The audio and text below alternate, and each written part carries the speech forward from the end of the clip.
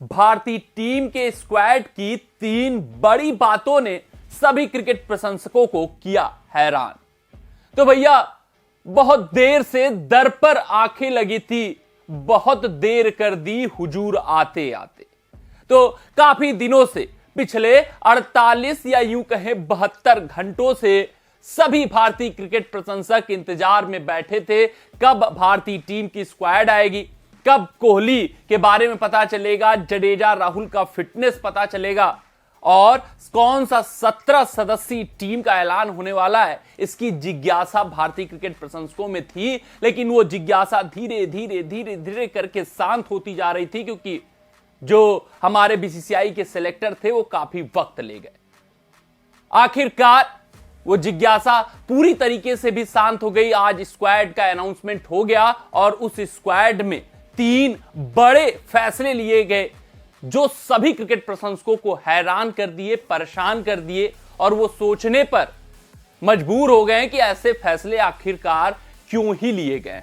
और अपने इस रिपोर्ट में हम उन्हीं 3 बड़े फैसलों पर चर्चा करने वाले हैं, सोचने समझने और परखने की कोशिश करने वाले हैं कि बीसीसीआई सेलेक्टर्स ने ये फैसले क्यों लिए हैं और ये फैसले भारतीय क्रिकेट प्रशंसकों को क्यों हैरान और परेशान कर रहे हैं। आपका ज्यादा समय नहीं लेंगे, उन 3 बड़ी बातों पर प्रकाश डालेंगे, गौर फरमाएंगे, भारतीय टीम के स्क्वाड ब्रेकअप को भी समझेंगे। लेकिन उससे पहले, यानी कि वीडियो में आगे बढ़ने से पहले, आप सभी व्यूअर से यही आग्रह है, यही अनुरोध है कि अगर आपको हमारी अपडेट्स पसंद आती हो तो वीडियो को लाइक, चैनल को सब्सक्राइब, नोटिफिकेशन की घंटी दबाना मत भूलिएगा।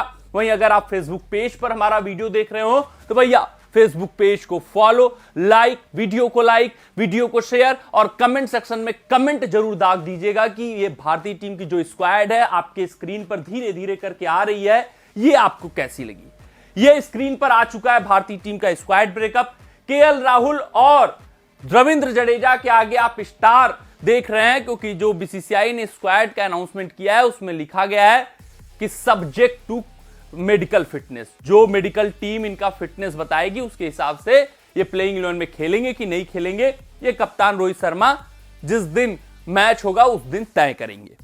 बाकी जो स्क्वाड ब्रेकअप है वो आप देख सकते हैं, बल्लेबाजों की सूची आप पढ़ सकते हैं। यहां पे आपको श्रेयस अय्यर का नाम नहीं दिखेगा, कोहली का नाम नहीं दिखेगा, सरफराज अपना जगह बनाते हुए दिख रहे हैं, रजत पाटीदार जगह बनाते हुए दिख रहे हैं।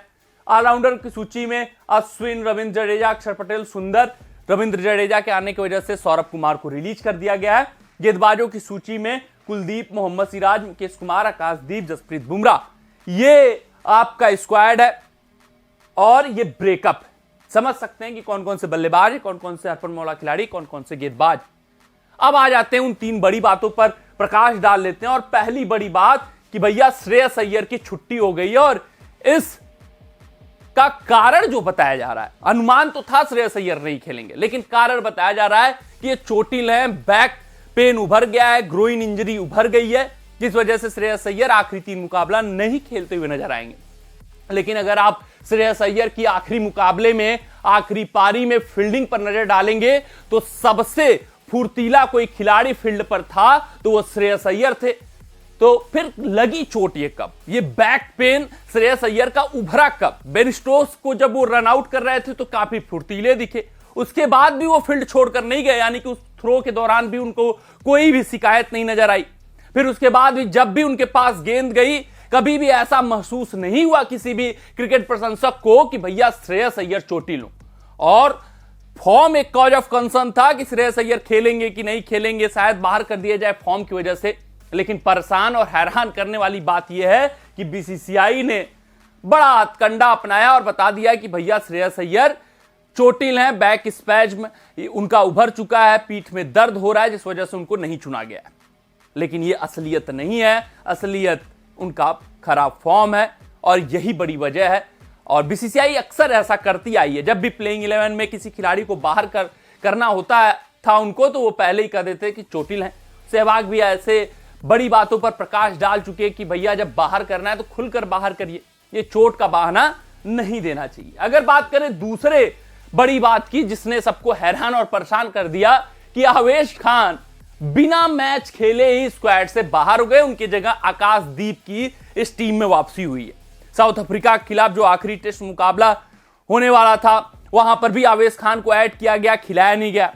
यहां पर जो पहले 2 मुकाबलों के लिए टेस्ट टीम का ऐलान हुआ, वहां पर भी आवेश खान चुने गए थे, लेकिन तीसरे मुकाबले से उनको रिलीज कर दिया गया, बाहर कर दिया गया है। मुकाबला एक भी टेस्ट नहीं खेला हुआ है आवेश खान ने, लेकिन भैया तीसरे मुकाबले से यह समझ में आ गया कप्तान रोहित शर्मा को कि आवेश खान की उतनी उपयोगिता नहीं साबित हो सकती गेंदबाजी में, टेस्ट फॉर्मेट में, जिस वजह से उन्होंने आकाशदीप को चुना है। तो ये बड़ा सवाल, ये निशान बीसीसीआई सेलेक्टरों के ऊपर उठाता है कि अगर आपको पहले ही नहीं समझ में आ रहा था कि आवेश खान टेस्ट मटेरियल के गेंदबाज हैं, तो आप उनको चुने ही क्यों? फिर चुने तो बिना मौका दिए बाहर क्यों किया? यानी कि इनके आत्मविश्वास को बहुत ही ठेस पहुंचा होगा, इनका मनोबल टूटा होगा। ये जब फैसले ऐसे लिए जाते हैं, अप्रत्याशित फैसले, तो भाई खिलाड़ियों का मनोबल टूटता है। आवेश खान का मनोबल जरूर टूटा होगा कि आखिर मैंने गलती की क्या, मेरे तरफ से कौन सी ऐसी गुस्ताखी हो गई कि कप्तान रोहित नाराज हो गए, बीसीसीआई सेलेक्टर नाराज हो गए, बिना खेले ही, बिना मुकाबला खिलाए ही मुझको बाहर का रास्ता दिखा दिया गया। तो आवेश खान के साथ ये बड़ी नाइंसाफी हुई। वहीं तीसरे हैरतअंगेज फैसले की बात करें तो ये चर्चा तेज थी कि भैया जसप्रीत बुमराह को रेस्ट दिया जाएगा, वर्कलोड मैनेजमेंट किया जाएगा जसप्रीत बुमराह का, क्योंकि इतने बड़े ओहदे वाले खिलाड़ी हैं जसप्रीत बुमराह कि उनका देख रेख करना बहुत ही आवश्यक है। मगर जो स्क्वाड आया उसमें 3 के तीनों मुकाबलों में जसप्रीत बुमराह का नाम देखकर सभी क्रिकेट प्रशंसक आश्चर्य हो गए, क्योंकि ये चर्चा तेज थी कि तीसरा मुकाबला राजकोट में बुमराह खेलेंगे, मगर चौथा और पांचवा नहीं खेलेंगे क्योंकि उनका वर्कलोड मैनेजमेंट किया जाएगा। लेकिन ऐसा कुछ भी नहीं हुआ। सिराज का वर्कलोड मैनेजमेंट होता हुआ दिख रहा है। सिराज लग रहा है ज्यादा ही बहुमूल्य खिलाड़ी, या फिर बुमराह ने खुद ही हाथ खड़ा किया होगा कि भैया मैं इंग्लैंड के खिलाफ वर्कलोड मैनेजमेंट नहीं करूंगा, मुझे अन्य श्रृंखलाओं में आप वर्कलोड मैनेजमेंट कराइएगा, जिसका भी फैसला हो। लेकिन इस फैसले ने सबको हैरान किया है। अगर बुमराह ने हाथ खड़ा कर कहा होगा सिलेक्टरों से कि भैया मुझे चुनिए, मैं उपलब्ध हूं, तो ये भैया बहुत ही तारीफ के काबिल काम किया है बुमराह ने, क्योंकि ये बहुत ही महत्वपूर्ण श्रृंखला थी। और अगर सिलेक्टरों ने उनके वर्कलोड मैनेजमेंट पर ध्यान नहीं दिया है तो ये थोड़ा सा आश्चर्यजनक फैसला भी तब हो सकता है, क्योंकि अगर आप सिराज का वर्कलोड मैनेजमेंट कर सकते हैं तो बुमराह का आवश्यक है।